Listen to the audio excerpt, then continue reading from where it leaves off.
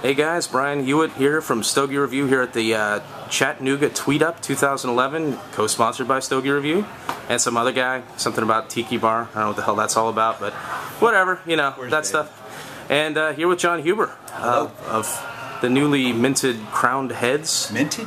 I guess minted. Minty. No, they're not really minty. No, okay. Java did that, didn't they?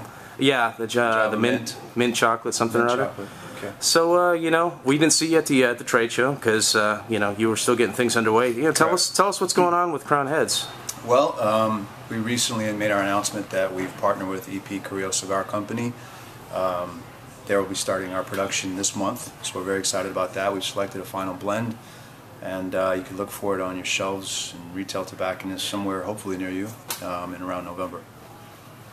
So, what went on in the process of selecting, you know, Ernie to do this? I mean, obviously he's legendary. We had a dartboard, kind of like this, and then we just kind of like closed our eyes and threw it. And no, a lot went into that decision. In fact, we announced Crowned Heads being formed in February 22nd, and it took the better part of 6 months to really take our time to meet with manufacturers, to discuss opportunities, got some blends from other guys, and really just kind of took white sheets of paper and put them up on a conference room wall, and we had a rating system for manufacturers. And it wasn't just about who's getting the highest rated cigar or who's making the hottest blends right now. It was a lot of factors, one of which was we didn't want to be the 8th or 9th guy in a particular factory.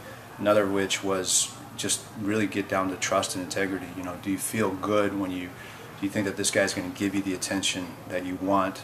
Does your philosophy line up with their factory's philosophy in terms of quality and just volume, or I shouldn't say volume, but you know, a smaller volume, because we're really trying to set up a boutique brand right now. And you know, Ernie was the first guy we met with back in March, and he ended up being the last guy we talked to. And we were very fortunate that he agreed to do this project with us, and we couldn't be any happier right now. It was more of a thing, like he hasn't done a cigar for anybody in 40 years except for himself, his family, like Gloria Cubana. And we didn't know if we even had a shot with him, to be honest with you, because when we talked to him in March, it was a simple casual dinner, go back to his office, smoke a couple cigars. It was never even mentioned, can I make a cigar for you or anything like that. And it was just like, if I can ever help you guys, give me a call, the door's open, whatever I can do for you. So we didn't even know if he'd be receptive to it. But when he learned of our philosophy, what we wanted to do, what we wanted to create, the ideology behind the brand, he was on board, and it just, stars aligned, I guess, and we were very fortunate.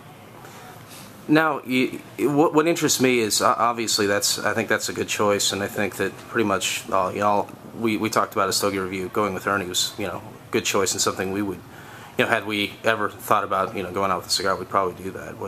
Did you have like a backup plan? I mean, was there a plan B? Was there something else, somewhere else you were looking to go with that? Or at that point, really, if there was a plan B, it was to undertake the arduous idea of actually starting our own small factory, of finding somebody that could actually be trusted to supervise daily production, for us to outsource the tobacco and all that. And quite honestly, I don't think we would have been up to it.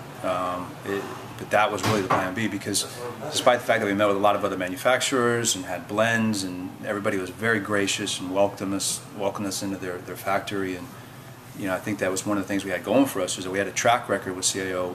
People knew that we could build a brand and be successful, so a lot of guys were very receptive to that and welcomed us into their factory and gave us carte blanche. But really, I mean, we wanted to really be in control of our own destiny, and it took a very unique setting to do so. So if it hadn't been Ernesto, we were actually considering maybe starting our own thing and starting it very small and growing it from there. But you know, I think at the end of the day, that really requires somebody to be down there 24/7, 365, and you know, neither myself or Mike Kondo were up for that.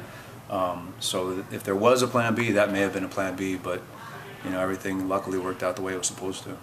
So what's it been like working with Ernesto Perez Carrillo? I mean, well, I know you mentioned that you were working with him like right up until like almost the day of the trade show or something like that, which is crazy. Yeah, in fact, well, to answer the question, I mean, working with him has been fantastic. I mean, Ernie's like, to me, he's like a scientist.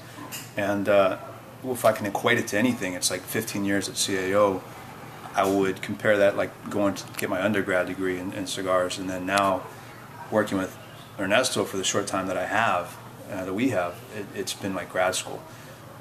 Just the things that he does with tobacco, the way he processes it, the way he evaluates it, the way he validates it.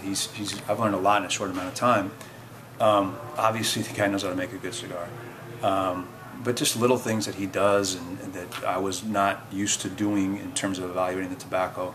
But beyond all of that, to work with somebody that's just got so much integrity and he's just a good man has been a real blessing. I mean, I think I told you guys a story that, to give you an example of what a quality guy he is, we were flying from the Dominican to Miami, and then Mike and I were going from Miami to Nashville, and we were running short on our connecting flight. We were looking at possibly missing our flight.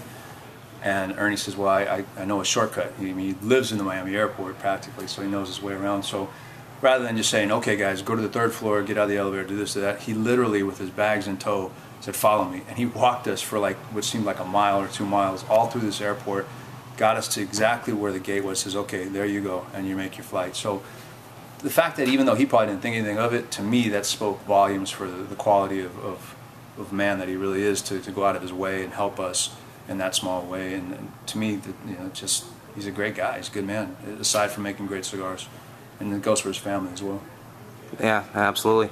So I've heard some description of the Four Kicks name. Could you just maybe break that down a little bit for us? The inspiration behind it? Yeah, possibly? The inspiration, where that came from, what it means. Well, Four Kicks is a song by the Kings of Leon, and it's literally about kind of getting into a fight, and you bring your switchblade, I'll bring my gun, and we'll get back. It's a song filled with violence, vengeance, aggression, and it was just something that those emotions that were something that I was experiencing back when CAO was kind of in a very tumultuous period in 2010, and it stuck with me, and the name stuck with me, and I started to see other similar names in like the wine industry. I think there was like the Three Graces, and then there was a Four Roses Bourbon. Or yeah, I was just thinking that Four Roses Bourbon. Yeah, so I was like, well, Four Kicks would be kind of a cool name, and that was the inspiration, and the art was inspired by the Gangs of New York. I was like watching that movie, and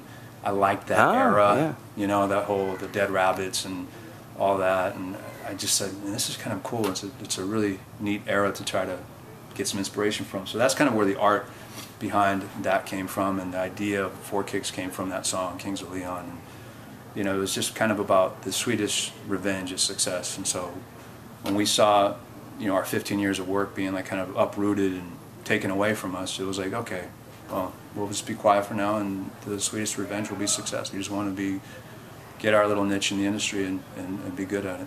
Was it kind of hard not going to the trade show? I mean, I know you didn't have anything, at the time to really give out, but I mean, it seemed like it might have been a difficult decision. It was a very easy one, actually. Really? Let's see, go to the trade show or be home with my wife and enjoy my home. It was a pretty easy decision, but beyond that, I had even told people that even if we had product ready for the trade show, I would not have launched it at the trade show. We decided internally that just wasn't the right venue. I mean, we're a small company starting. We're going to do 40,000 cigars this year. It's like, you're going to have to say no to more people than you can say yes. You're probably going to be stuck in front of a 10 by 10 pop-up screen next to a guy selling hookah pipes and walking sticks, and you're going to get lost in the shuffle. So I felt like for what we were trying to achieve, it wasn't the right venue for us to debut it, whether we had product or not. And obviously we didn't have product. So you're going to go with a more direct approach, probably contacting the retailers and that you trust. Exactly. We've already begun that process. We have a 7-foot map in on the conference room wall, and we literally said, okay, who are the guys that we know here, and here, and here that are going to get behind the brand that we can work with, in a top-to-top relationship, and just say, we're going to get behind you, you guys get behind us. And we try to do it more from a geographical standpoint, so that people across the country have access to brick and mortar availability. We are not going to be an internet or catalog or anything like that. So it's a difficult task to start with, because you really can't supply all 50 states when you're talking about 40,000 cigars to start. But we'll slowly open that up and slowly build it, and it will not be led by demand, it'll be led by the supply. So if we feel that we have 300,000 cigars next year that are up to our standards, then we will open as many doors as we can to distribute that product. So you say you've selected a blend. What can we kind of expect from that, if you were to describe it? If I was to describe it, it's probably medium in body and full flavor. The whole concept for the first brand was going to be something that wasn't necessarily just like this, I'm going to make it as strong as I possibly can, because I think a lot of guys are already doing that. I wanted something that was more balanced, more rich, more complex, that had a symphony of flavors. I know it kind of sounds cliche, but when you hear a band or a symphony or whatever, one instrument isn't louder than the other, so one note can't be overshadowing another. And my favorite cigars have always been in that same kind of a profile, Balanced, I guess. Balanced, Yeah. Like Pete's Cowboy One or Dion's Epernay. To me, it was always, I couldn't pick out one note over the others, but when they all came together, it was just this great, rich flavor that I really liked and I kept coming back to. And So you kind of had those ones in mind when you were selecting the blend, sort I of? had those in mind and some of my favorite Cuban cigars in mind, and it was never anything based upon power alone or strength or pepper. We blended some cigars back in the old days that, I look back and even though they sold well, to me they were a one-note cigar, and I wasn't interested in doing that. I'm not saying that that was a bad thing. There was certainly an audience for it, but not what we wanted to do going forward. Excellent, excellent. Well, thanks for the time, and how are you enjoying the TweetUP here? I'm enjoying it. Enjoying talking to you guys, enjoying smoking a cigar, and it's great to have an opportunity to do this. It's just, this to me kind of evokes what really is special about this business, and that is the camaraderie. And, I've always said that at cigars, like the common denominator, whether you're a doctor or you're a construction worker, you can say, oh, what are you smoking? And you have that common thread to start some sort of a bond. And these events are great. I prefer doing something like this as opposed to the feeding frenzy where you've got a coupon and the guy just wants a free cigar. It's nice to be able to interact and talk with people and just discuss grab and go cigars. Yeah. I'm not into that. I don't see us doing any of that going forward either. Okay, well, thanks for taking a few minutes to talk with us. Brian, it's always a pleasure to talk with the comedic mind behind the Stogie Review. I enjoy you guys, man. I do. I appreciate that. I'm a fan, and every day I always look at your site. So keep doing what you guys are doing, because excellent. It makes a difference. We enjoy it. And we're looking forward to seeing what happens with Crown Heads in the future. Thank you. Hopefully, maybe next year you'll still be talking to me. But if you're not, then I guess the product tanked. But, yeah. You got Ernie behind you, so it's kind of hard to conceive of that, and Well, the thing that Ernie's always been clear about is funny, is because he's like, look, I'll make the cigar, but I want to be clear that you guys are picking the blend, so it's going to succeed or fail based upon what you guys decide. That's a good point. So, while he's making it and building it, we're still saying, okay, this is the components that we want, and we've opened it up to a focus group of smokers to get some feedback, and we sent it out, the original blends, to about 15 guys, including yourself, and Jerry and Walt. And out of that 15, I would say 12 picked the same blend out of 4. So we took that blend, went back to the factory, tweaked it in a few different directions, tried some different things with Dominican tobacco that didn't really work. Then we came back to the original blend and started to go in 2 different directions, which is round 2 that I sent to you guys. Yes. So, which I still owe you, actually. Yeah. We appreciate you guys taking the time and giving us your feedback, because I think that's a good barometer for the market as well. So hopefully we'll, if it doesn't work, then I'll blame you guys. Okay. All right.